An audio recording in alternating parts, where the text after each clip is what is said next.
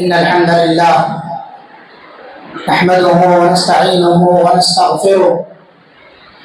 ونعوذ بالله من شرور أنفسنا ومن سيئات أعمالنا من يهده الله فلا مضل له ومن يضلله فلا هادي له وأشهد أن لا إله إلا الله وحده لا شريك له وأشهد أن محمدا عبده ورسوله يا أيها الذين آمنوا اتقوا الله حق تقاته ولا تموتن إلا وأنتم مسلمون يا أيها الناس اتقوا ربكم الذي خلقكم من نفس واحدة وخلق منها زوجها وبث منهما رجالا كثيرا ونساء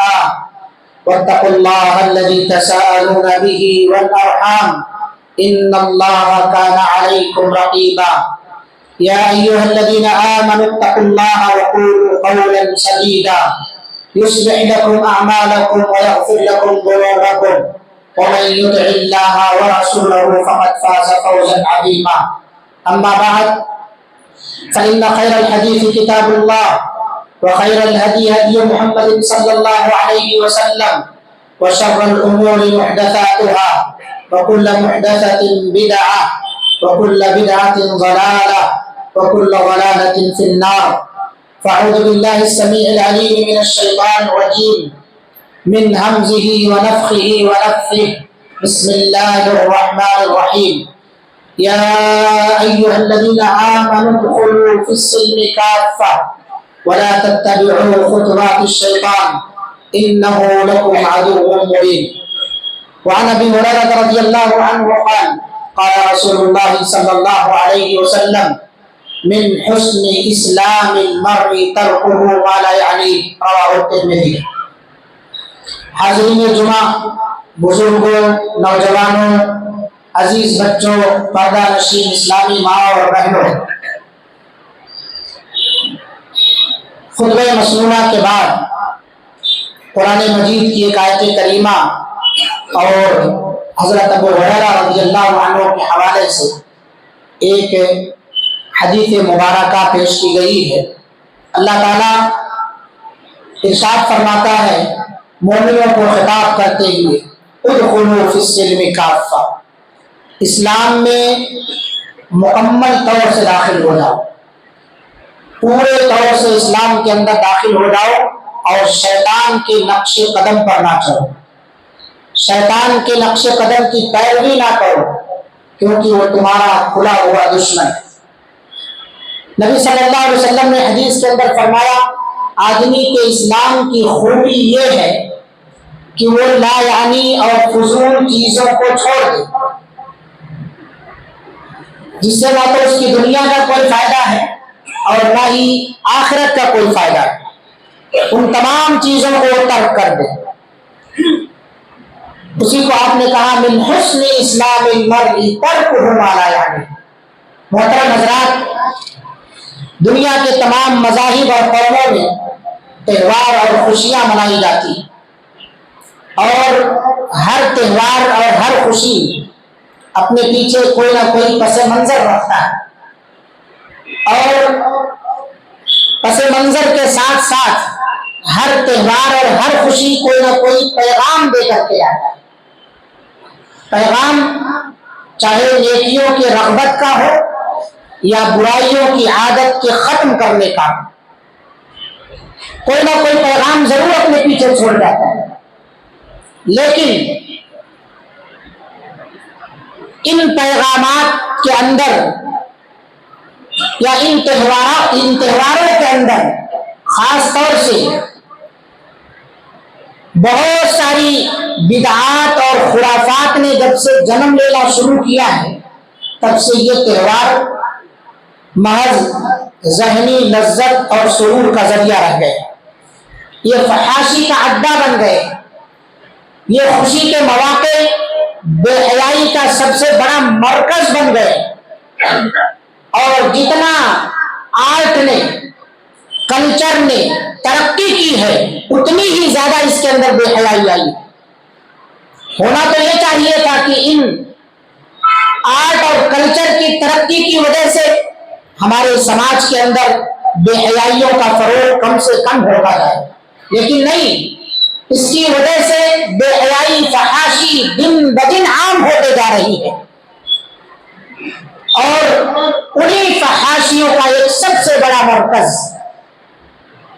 ایک سب سے بڑا ذریعہ سال نو کا جشن منانا بھی، نیو ایئر سیلیبریشن کے جو تقریبات منعقد کیے جاتے ہیں، جو مجالسیں منعقد کی جاتی ہیں، وہ سب سے بڑا بے حیائی کا اڈا ہے۔ میرے بھائیوں، دراصل یہ نئے سال کا جشن جو لوگ مناتے ہیں وہ عیسائی ہیں، یعنی اس کے اصل موجب تو عیسائی ہیں، ایجاد کرنے والے۔ انہوں نے اپنی خوشی کا ذریعہ اسے سمجھا اور اس کی وجہ بھی بتاتے ہیں۔ کیا وجہ ہے اس کی نئے سال کے جشن کی؟ نئے سال کے جشن کی وجہ یہ بتاتے ہیں کیونکہ 25 دسمبر کو حضرت عیسیٰ علیہ السلام کی ولادت ہوئی ہے، تو 25 دسمبر سے لے کر کے اس کے 7 دن کے بعد ہم لوگ ان کے ختنے کی رسم مناتے ہیں۔ تو ہم 25 دسمبر کو خوشی نہیں منا رہے ہیں ان کی ولادت پر، ہم ان کے ختنے کی رسم منا رہے ہیں، تو پھر یہ کیسی خوشی ہوئی؟ جبکہ عیسائی دھرم کے اندر ختنے کی رسم کا تذکرہ ہی نہیں ملتا ہے، چونکہ حضرت عیسیٰ علیہ السلام کا کہتے ہیں 7ویں دن ختنہ کیا گیا، عقیقہ کیا گیا، تو عیسیٰ علیہ السلام جب 7 دن کے ہو گئے تو ختنہ ہوا، اسی میں ہم ختنے کی رسم کے طور پر مختون ہوئے تو ہم خوشی منا رہے ہیں۔ عیسائیوں کے یہاں ختنے کی رسم کی دعوت یا اس کی خوشی منانے کا نہیں، مگر یہ سارے کے سارے لوگ چونکہ ان کا جو دین ہے، جو دھرم ہے، وہ منحرف ہے، یعنی تحریف شدہ ہے، یہ سب منحرف لوگ ہیں۔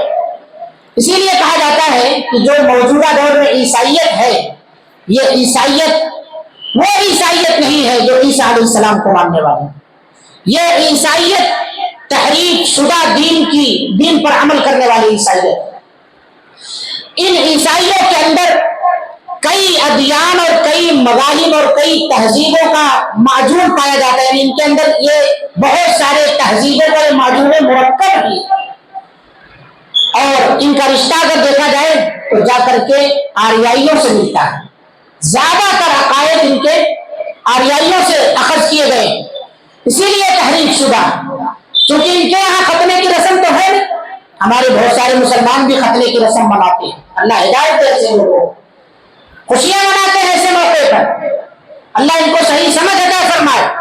تو یہ عیسائی جب ان سے وجہ پوچھی جاتی ہے تو کہتے ہیں کہ 7ویں دن یہ مختون ہوئے ہیں، اس لیے ہم اپنے سال کا آغاز یا ہم اپنی خوشی کا جو ذریعہ ہے اسے 1 جنوری کو مناتے ہیں۔ میرے بھائیوں، یہ نئے سال کا جشن، اس کی تاریخ بڑی قدیم ہے، عیسیٰ علیہ السلام سے تقریباً 200 سال پہلے، ان کی ولادت سے 200 سال پہلے سے اسے منایا جاتا رہا، لیکن اسے لا کر کے عیسیٰ علیہ السلام سے جوڑا گیا۔ تاریخ بڑی قدیم ہے، اس کے اندر ہر سال کچھ نہ کچھ لوگ تبدیلیاں کرتے ہیں، کیونکہ یہ شرعی تہوار تو ہے نہیں، من مرضی جیسا چاہے ویسا کرے۔ اور اس کے جو پہلی تاریخ ہے یا جو پہلا مہینہ ہے سال کے آغاز کا، جنوری، دراصل اہل روم کے یہاں ایک دیوتا ہے جسے جینس کہا جاتا ہے، وہ دیوتا آغاز کا، ابتدا کا دیوتا مانا جاتا ہے، اور اسی کے نام سے یہ لفظ جنوری ہے، وہیں سے اسے اخذ کیا گیا ہے اور اسی سے سال کا آغاز کیا جاتا ہے، اور اسے بدل کر کے ہیپی نیو ایئر میں لا دیا گیا ہے، نام تبدیل کر دیا گیا اسے، جینس نہیں جنوری، اور 1 جنوری، اور اسے بھی ہیپی نیو ایئر کے نام سے موسوم کر کے خوشیاں لوگ مناتے ہیں۔ لہذا سال نو کا جو جشن منایا جاتا ہے وہ ایک دیوتا کے نام پر منایا جاتا ہے، ایک دیوتا کے نام پر۔ اب آپ سوچیں کہ اگر ہم اس کے اندر شریک رہیں، اس کے اندر تحفے تحائف کا تبادلہ کریں، ان کی خوشیاں ہم سیلیبریٹ کریں، یا اسی طرح سے ہم رات میں محفلوں میں جاگیں اور وہاں شور شرابہ کریں، پٹاخے پھوڑیں، کیونکہ تمام کی تمام چیزیں جو ہے اسراف سے تعلق رکھتی ہیں۔ میں نے کہا من حسن اسلام المرء ترکہ ما لا یعنی، اللہ کے رسول صلی اللہ علیہ وسلم کی حدیث، اسلام آدمی کے اسلام کی خوبی یہ ہے وہ تمام چیزیں ترک کر دے جس کا فائدہ نہ تو دنیا میں ہے اور نہ ہی آخرت میں ہو رہا ہو، یعنی لا یعنی چیز، ایسی تمام چیزوں کو ترک کر دے۔ آدمی وہی کام کرتا ہے جس سے اسلام منع کر رہا ہے، پٹاخے پھوڑ کر کے پیسے ضائع کرتے ہیں، دوسروں کی نیندیں حرام کرتے ہیں، اڑوس پڑوس میں جو لوگ آرام فرما ہے سو رہے ہیں، نیند کی آغوش میں ہے، رات کے 12 بجے دھما چوپڑی مچا کر کے سوئے ہل کر کے ان کی نیندیں حرام کرتے ہیں، اور دیر رات تک یہ جو ہے بڑے بڑے کیک کاٹتے ہیں، اور کتنے ایسے ہیں نائٹ کلبوں کا دورہ کرتے ہیں، وہاں رقص و سرور کی محفلیں میں شریک ہوتے ہیں، ڈانس پارٹیاں اور اسی طرح سے شراب اور شباب کی محفلیں جمع کر کے وہاں خوشیاں مناتے ہیں۔ رات کے 12 بجے بجنے کا انتظار کیا جاتا ہے، فوراً یہ محفل شروع ہوتی ہے۔ 31 دسمبر کی رات 12 بجے سے یہ محفلیں شروع ہوتی ہیں جو پوری کی پوری بے حیائی پر، عیاشی پر، فحاشی پر مشتمل ہوتی ہیں۔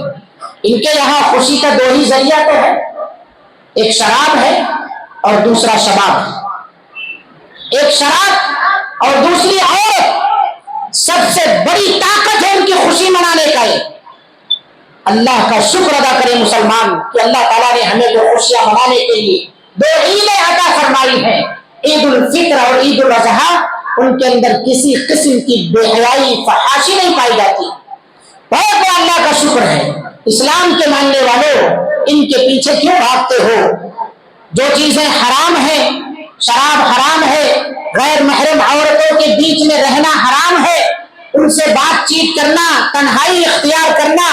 یہ جائے کہ ان کے ساتھ آپ ناچیں، ان کے ساتھ جو ہے آپ رنگ رلیاں منائیں، یہ تمام کی تمام چیزیں حرام اور اس سے بڑا جرم آپ کر رہے ہیں۔ اگر یہ 2 چیزیں نکال دیں تو ان کی زندگی اجیرن ہو جائے گی، ان کی زندگی اجیرن ہو جائے گی۔ یہ سارے کام آدھی رات سے شروع کیے جاتے ہیں، اور پھر جانتے ہیں، افسوس میں بار بار کہہ رہا ہوں کہ افسوس ہمیں اس وقت ہوتا ہے جب ایسے لوگ جو کر ہی رہے ہیں، ہمارا مسلم نوجوان، ہماری مسلم بہن بیٹیاں اس کے اندر شریک ہوتی ہیں، اپنے گھروں کے سامنے پٹاخے پھوڑتی ہیں، میسجز رات کے 12 بجے ایک دوسرے کو، دوستوں کو یا رشتہ داروں کو کرتی ہے کہ نیا سال تمہیں مبارک ہو، ہیپی نیو ایئر کی سیلیبریشن ایک دوسرے کے ساتھ شیئر کرتی ہے۔ بہت آگے بڑھ کر کے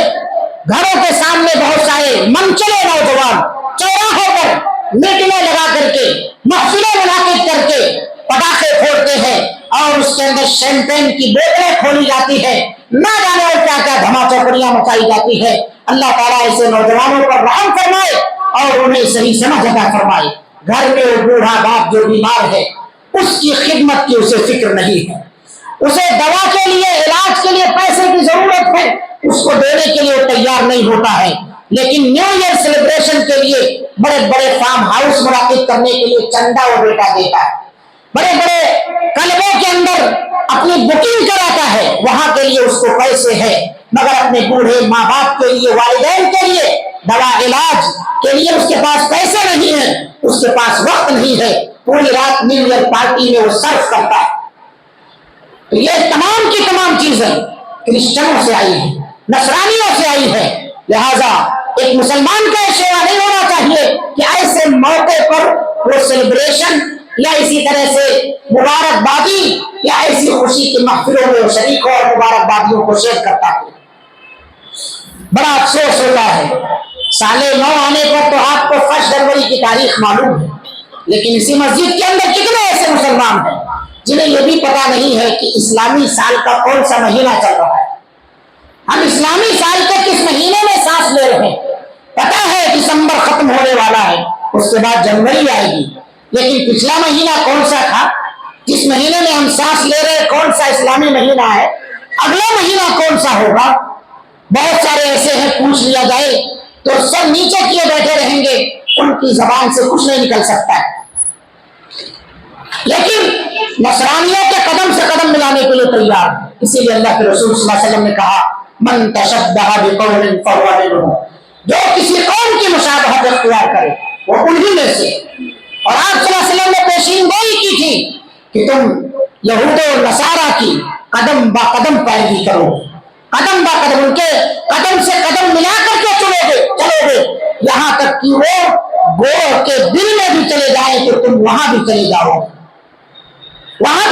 گے اور آج ہم یہ حالت دیکھ رہے ہیں وہ پیشین گولیاں اللہ کے رسول صلی اللہ علیہ وسلم کی صادق اور ثابت آ رہی ہم اپنی آنکھوں کے سامنے ان کا مشاہدہ کر رہے ہیں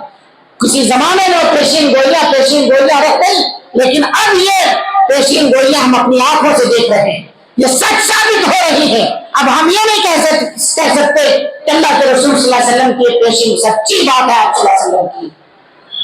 وہ چیز اب ثابت ہو رہی ہے ہمارا نوجوان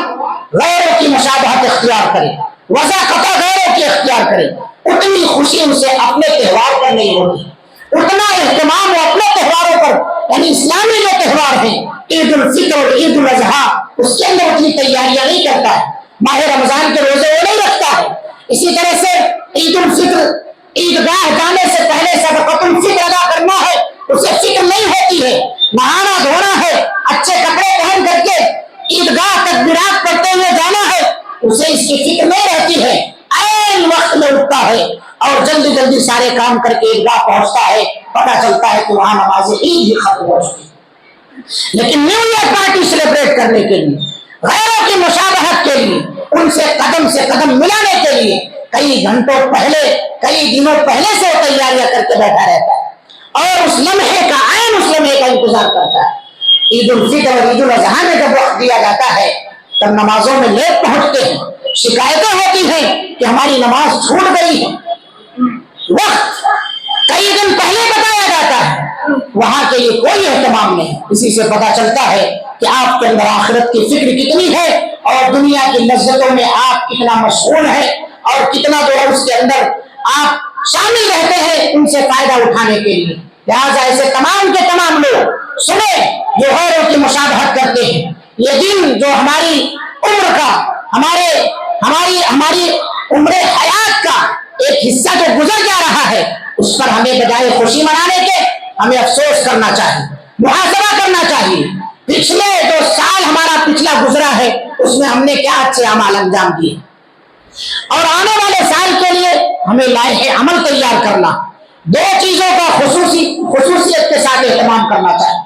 پچھلا جو سال گزرا اس میں ہم سے کیا کیا چیزیں ہیں کون سی نیکیاں ہیں جو چھوٹ گئی ہے اس کے بارے میں احتساب کرو اگر واقعی میں آپ نیکیوں پر کھڑے اترے تو اگلے سال میں مزید بہتری لاؤ اور اگر آپ کوتاہ تھے نیکیاں انجام نہیں دے رہے تھے تو اللہ رب العالمین سے توبہ و استغفار کرو آئندہ ویسی غلطیاں نہ ہونے پائے آئندہ اس طرح سے سستی اور غفلت میں زندگی نہ گزارو اللہ رب العالمین سے بکثرت توبہ و استغفار کرو یعنی ماضی کا احتساب کرو آپ اور اگلے سال کے لیے مستقبل کے لیے لائحہ عمل تیار کرو اور جو احتساب کرنا ہے آپ کو دینی اعتبار سے بھی دنیاوی اعتبار سے بھی صرف دنیاوی اعتبار سے احتساب نہ کرے کہ گزشتہ سال ہماری کمائی نہیں ہوئی آنے والے سال کو ہم مزید بہتر سے بہتر بنا کر کے اسے اچھا کمائیں گے نہیں دینی اعتبار سے بھی محاسبہ کرو کیونکہ سب سے اصل چیز جو ہے وہ دین ہے اور دین پر عمل پیرا ہو کر کے زندگی گزارنا ہے یہی اللہ رب العالمین کو مقصود ہے اللہ کا ارشاد ہے وما خلقت الجن والانس الا ليعبدون تو وہ بھائی یا وہ بہنیں جو غیروں کی مشابہت میں نیو ایئر پارٹیاں سیلیبریٹ کرتی ہے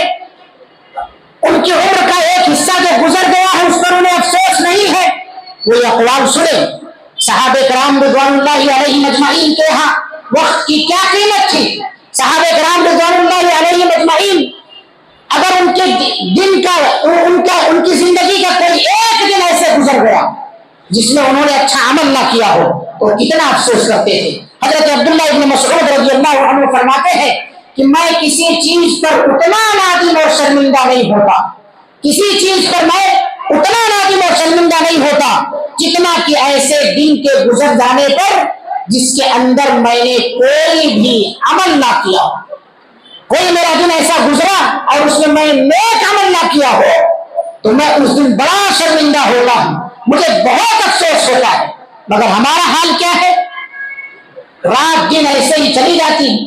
اور ہماری عمر یوں ہی تمام ہوتی چلی جاتی ہمیں کوئی افسوس نہیں ایسے لگ رہا جیسے ہم زندگی گزارنے آئے ہیں وقت بتانے کے لیے آئے ہیں، انتظار کر رہے بیٹھ کر کے اپنی موت کا۔ میرے بھائیوں، میری ماں اور بہنوں، خاص طور سے وہ نوجوان اور وہ بیٹیاں بہن، وہ سنیں جو ایسے لوگوں کی عادتوں کی نقالی کرتی ہیں۔ حضرت علی بن ابی طالب رضی اللہ عنہ فرماتے ہیں کہ یہ ایام تمہاری عمروں کے صحیفے، یہ ایام جو گزر رہے ہیں تمہاری عمروں کا ایک دفتر ہے، لہذا اچھے اعمال سے ان کو دوام بخشو، اچھے اعمال کر کے ان کے اندر دوام بخشو، ہمیشہ مسلسل اچھے اعمال کرتے رہو۔ یہ حضرت علی رضی اللہ عنہ کا قول ہے۔ اور اسی طرح سے حسن بصری رحمت اللہ علیہ فرماتے ہیں، اے ابن آدم، تم ایام ہی کا مجموعہ ہے، یہ جو دن گزر رہے ہیں تمہارے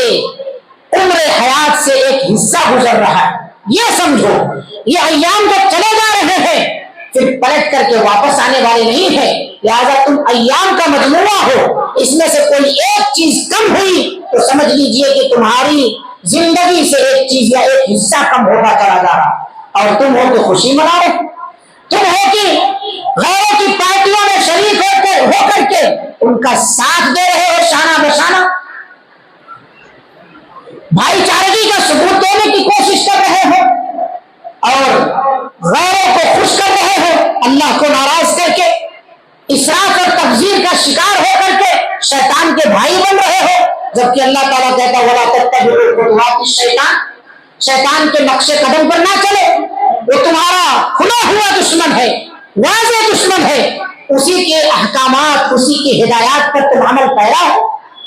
شیطان کو اپنا دشمن مانتے ہو، پھر تمام کی تمام ہدایتیں جو اس کی ہیں اسی پر عمل کر رہے ہو اور سمجھ رہے ہو کہ ہمارا رب ہم سے خوش ہے۔ نہیں میرے بھائیوں، یہ دھوکہ ہے، یہ دھوکہ ہے، یاد رکھو۔ اللہ تعالیٰ نے ارشاد فرمایا یا ایھا الذین آمنوا اتقوا اللہ ولتنظر نفس ما قدمت لغد، اے لوگوں جو ایمان لائے ہیں اللہ سے ڈرو، ولتنظر نفس ما قدمت لغد، ہر آدمی کو چاہیے، ہر نفس کو چاہیے کہ وہ اچھی طرح سے دیکھ بھال لے کہ کل کے دن کے لیے اس نے کیا بھیجا۔ کل جب رب تعالیٰ پوچھے گا میں نے تمہیں 60 سالہ زندگی دی تھی، 70 سالہ زندگی دی تھی، وَعَنْ عُمْرِهِ فِيمَا أَفْنَاهُ، کہاں اسے فنا کر دیا ہے۔ اور وہ نوجوان جو ایسی پارٹیوں میں شریک ہوتے ہیں، اپنی جوانی کو دیوانی بناتے ہیں، بجائے ربانی کے وہ دیوانی بنا رہے ہیں اور یہ کہتے ہیں کہ یہ موج مستیاں جوانی میں ہی کی جاتی ہے۔ اللہ تعالیٰ نے ایسے نوجوانوں کو بشارت دی ہے، وہ نوجوان جو اللہ تعالیٰ کی عبادت میں زندگی گزارتا ہے، جوانی کو ربانی بنا کر کے گزارتا ہے، اللہ تعالیٰ نے ایسے نوجوان کو بشارت دی ہے، شاب نشأ فی عبادت اللہ۔ نبی کریم صلی اللہ علیہ وسلم نے فرمایا کہ ایسا نوجوان قیامت کے دن جو عبادت میں اپنی جوانی کو گزارا ہو، اللہ کی عبادت میں اپنی جوانی کو لگایا ہو، اسے موج مستی میں نہ گزار دیا ہو،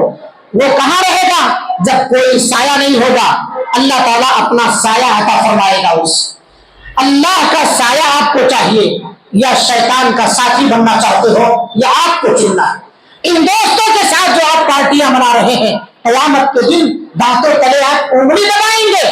اور کہیں گے کاش میں نے اسے دوست نہ بنایا، یا لیتنی لم اتخذ فلانا خلیلا، کاش کہ میں اسے دوست نہ بنایا ہوتا۔ انگلی چبائے گا اور اس دوست کی دوستی پر افسوس کرے گا،